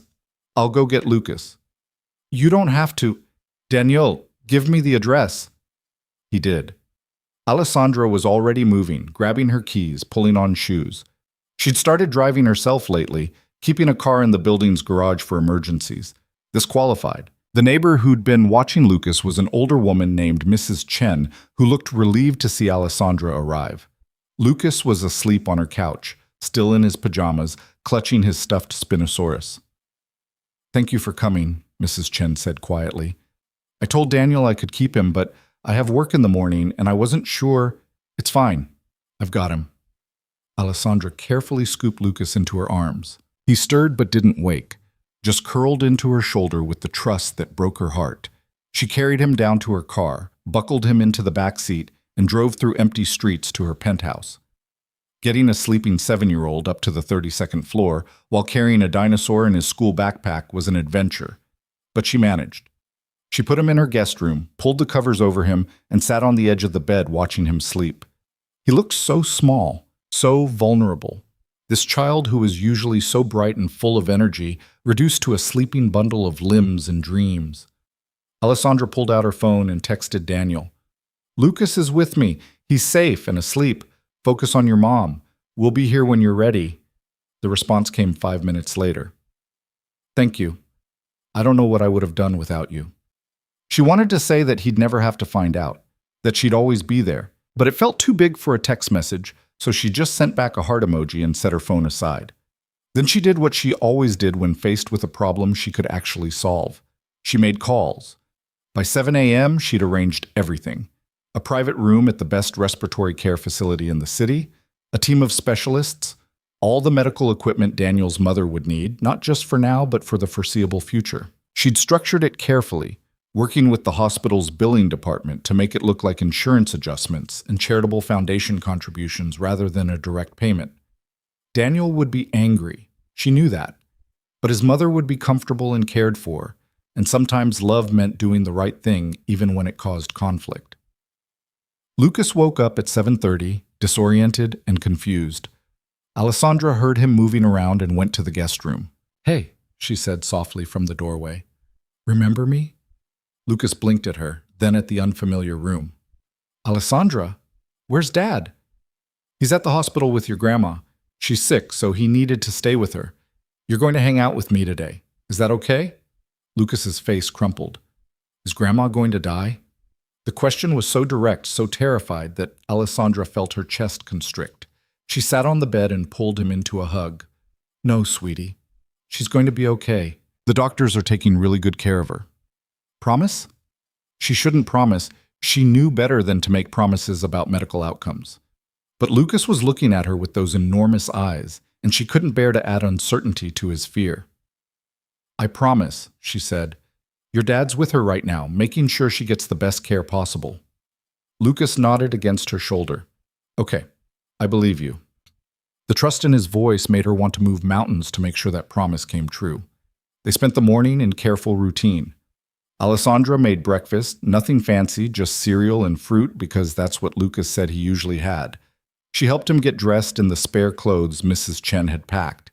She even managed to help with the math homework he'd forgotten about, though his explanation of the problem was more sophisticated than she'd expected. You're pretty good at math, Lucas observed. I have to be. My job involves a lot of numbers. Do you like your job? Most of the time. Do you like school? Most of the time, except for recess. The other kids play games I don't really understand. What kind of games? Tag and stuff, running around games. I'm not very fast and I don't really see the point. I'd rather read. Alessandra heard the loneliness in that statement, the echo of a child who didn't quite fit in. She remembered that feeling vividly from her own childhood. There's nothing wrong with preferring books to running around, she said. The other kids think it's weird.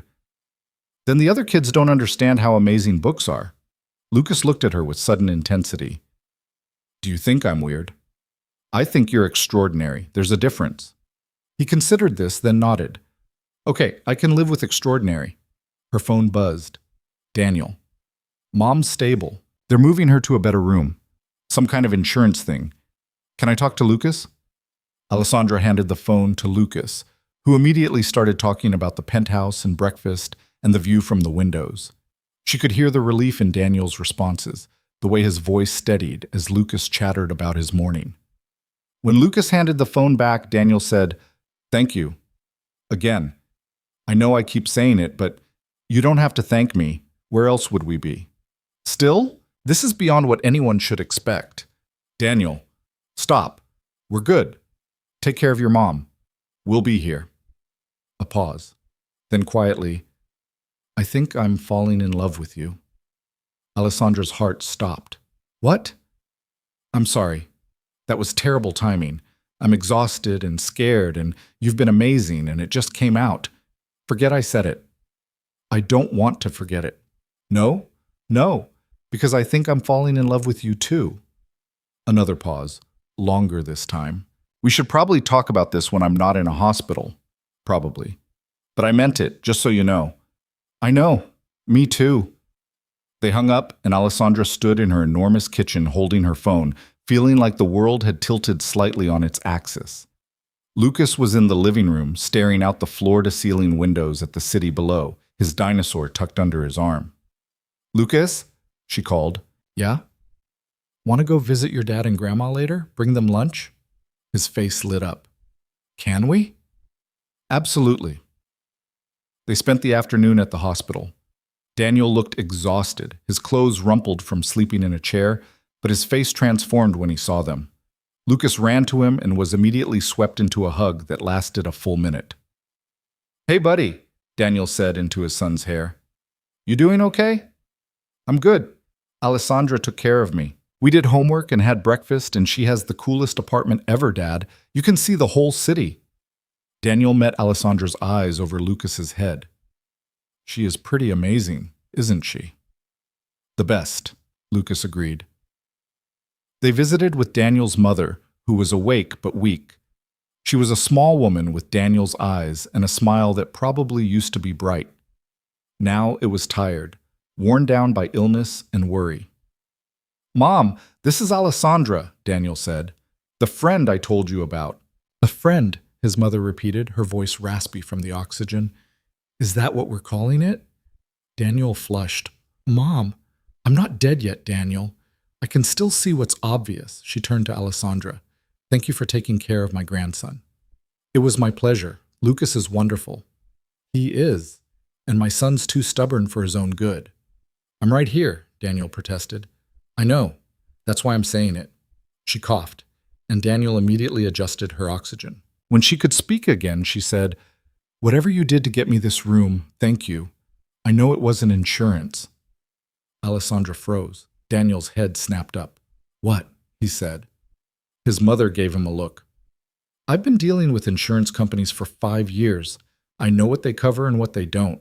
This room, these doctors, that fancy equipment, someone paid for it. And since you're in law school and working nights at a bar, I'm guessing it wasn't you. Daniel turned to Alessandra, his expression unreadable. Can we talk? Outside? Her stomach dropped. Daniel, please. They stepped into the hallway, leaving Lucas with his grandmother. The moment they were alone, Daniel exploded. You paid for this? After I specifically said I couldn't accept that? Your mother needed help. That wasn't your decision to make. She was in a shared room with minimal care. Now she's getting what she needs. Why is that bad? Because I told you no. Daniel's voice was rising, drawing looks from passing nurses. He lowered it with visible effort. I told you I couldn't be that guy. I told you I needed to handle my own problems. This isn't about you. This is about your mother getting proper medical care. It's absolutely about me. It's about my pride and my independence and my ability to take care of my own family. Your pride doesn't matter when someone's health is at stake. Easy for you to say. You've never had to worry about money. You've never had to choose between pride and survival. The accusation stung. That's not fair. isn't it? You throw money at problems and they disappear, but this isn't your problem to solve. This is my life, my family, my responsibility. Alessandra felt tears burning her eyes, refused to let them fall. I was trying to help. I didn't ask for help. I asked you to wait, to let me think about it. But you couldn't even give me that, could you? You just did what you wanted, like my opinion doesn't matter. That's not what this was. Then what was it? Because from where I'm standing, it looks like you decided you knew better than me what my family needs. I knew your mother needed better care than she was getting. I knew you were drowning trying to afford it. I knew I could help. So I did. Without asking. Without discussing it. You just made the decision for me. Would you have said yes if I'd asked? No. Exactly. So what was I supposed to do? Watch her suffer because you're too proud to accept help? Daniel's face went pale. That's a horrible thing to say. But it's true, isn't it? Your pride is more important than her comfort. The words were out before she could stop them. Daniel flinched like she'd slapped him. Get out, he said quietly. Daniel, I said get out. Go home to your penthouse and your money and your life, where you can just buy solutions to everything. We don't need your charity. It's not charity. I care about you, about Lucas, about your mother. If you cared, you would have respected my boundaries. But you didn't. You never do. You just push and push until you get what you want. That's not fair. Fair, Daniel laughed bitterly. You want to talk about fair? Is it fair that you waltz into my life with your billions and make me feel like a failure for not being able to afford basic medical care for my own mother? Is it fair that Lucas is getting attached to someone who thinks love means throwing money at problems? Is it fair that I'm falling for someone who can't see me as anything other than a project to fix? Each word hit like a physical blow. I don't see you as a project. Don't you? Be honest. You saw the struggling single dad and thought, here's someone who needs saving. Well, I don't need saving. I need a partner. Someone who respects me enough to let me make my own decisions, even if they're hard. Alessandra felt something break inside her chest. You're right. Daniel blinked, clearly not expecting agreement. What? You're right. I should have talked to you first. I should have respected your boundaries. I saw a problem I could solve and I solved it. That's what I do. But I forgot that this isn't business. This is your life, your family, and I overstepped. The anger drained slightly from Daniel's face, replaced by exhaustion. Why didn't you wait? Because I was scared. Your mom was in the ER and you sounded terrified, and I thought if I could just fix it, everything would be okay. I didn't stop to think about what it would feel like for you. I'm sorry. Daniel leaned against the wall, suddenly looking like he might collapse. I don't know what to do with this. With what? With you. With us. I want to be angry. I am angry, but I also know you were trying to help, and my mom is getting better care, and I'm so tired of being proud and poor and struggling. Alessandra moved closer, carefully. What do you need from me? I don't know. Space, maybe. Time to think. Okay. Okay. Yes.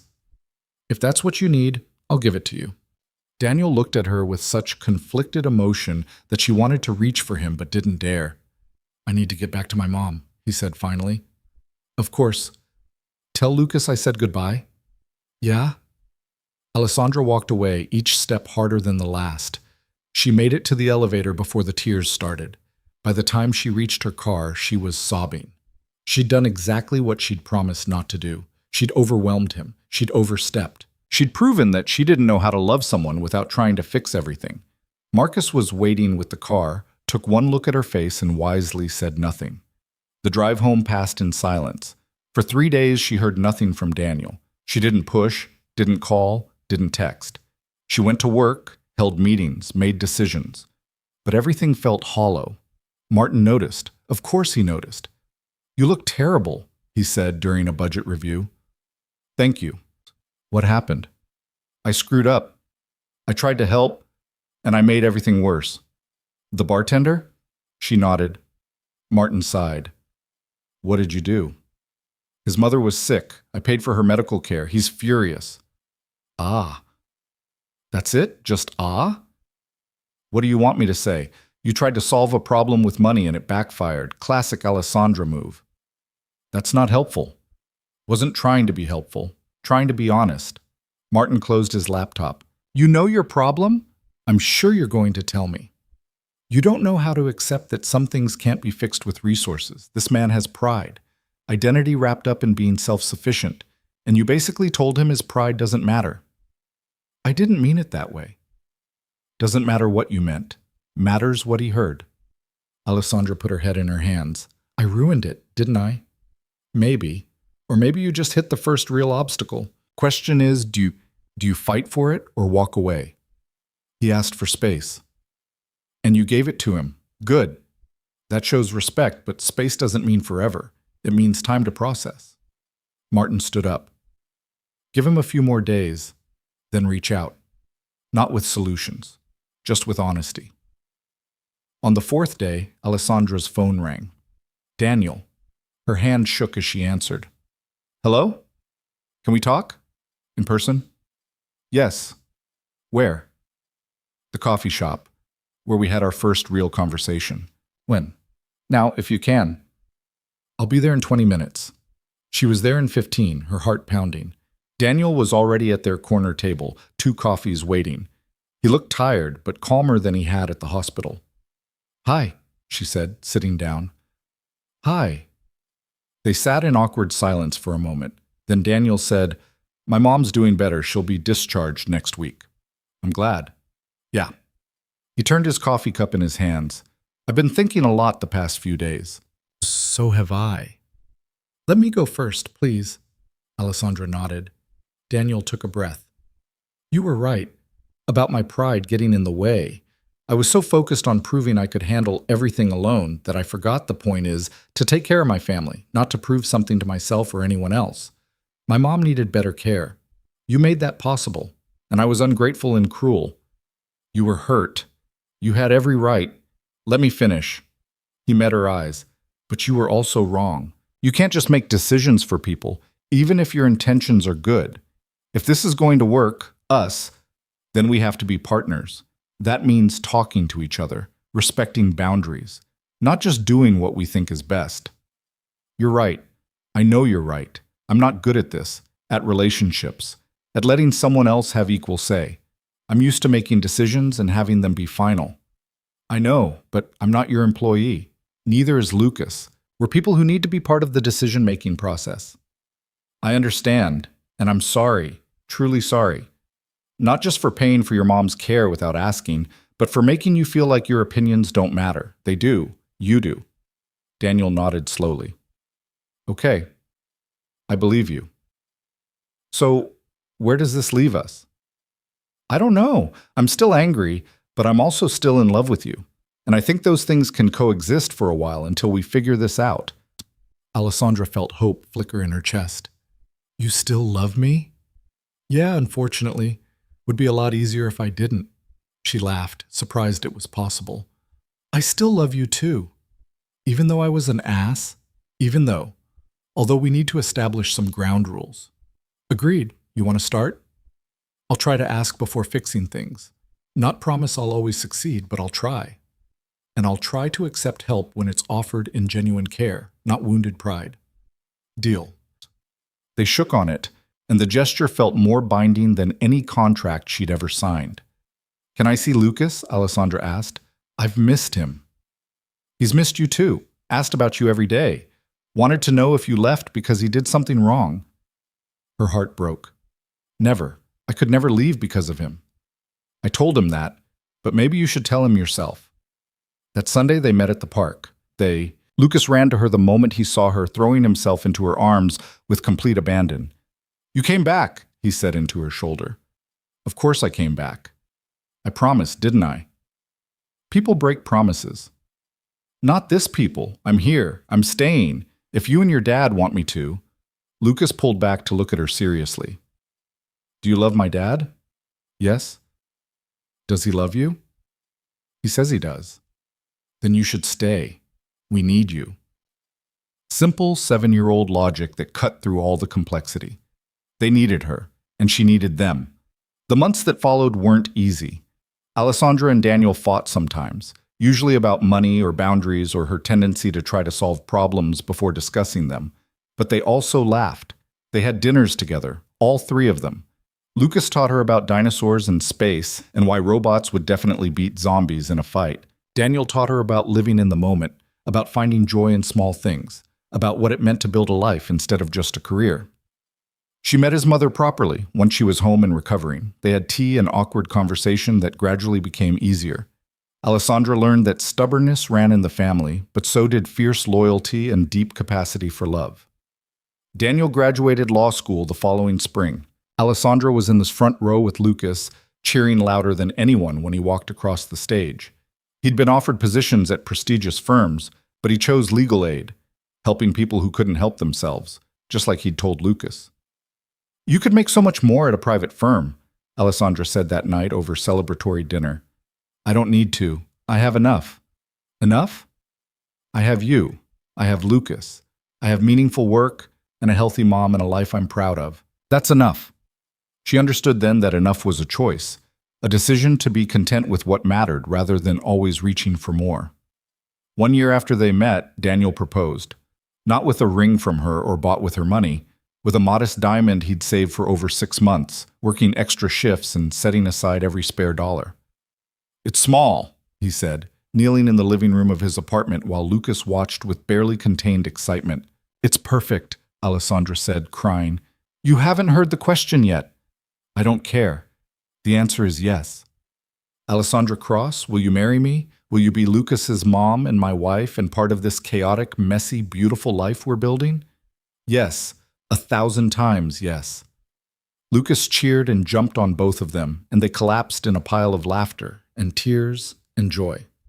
They married 6 months later in a small ceremony with close friends and family. Alessandra's parents came, tentative and uncertain. The conversation Lucas had prompted months ago about calling them had led to slow, painful reconciliation. They would never fully understand her choices, but they were trying. That was enough. Lucas was the ring bearer, taking his job with utmost seriousness. Daniel cried during his vows. Alessandra cried during hers. Martin, giving her away, whispered, "You did it. You found real." "I did," she whispered back. At the reception, Lucas pulled her aside. "Can I call you Mom?" he asked. "I know you're not really my mom, but you feel like my mom." Alessandra knelt down to his level, this boy who'd become her son in every way that mattered.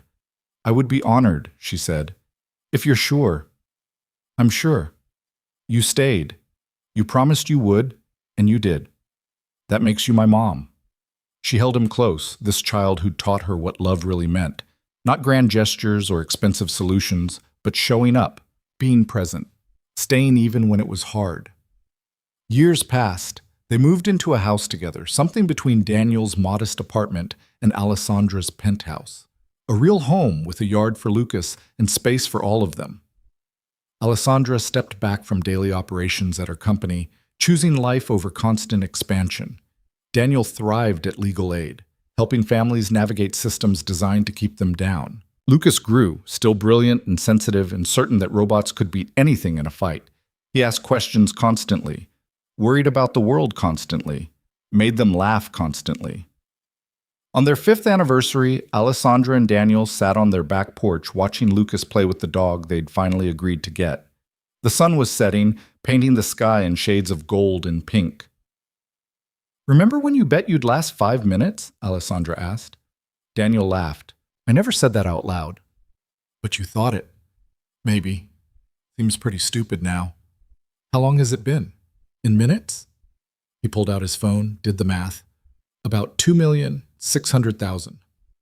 That's significantly more than 5. Significantly." He pulled her close. "Think we'll make it to 3 million? I think we'll make it as long as we keep choosing each other. Every day. Even when it's hard.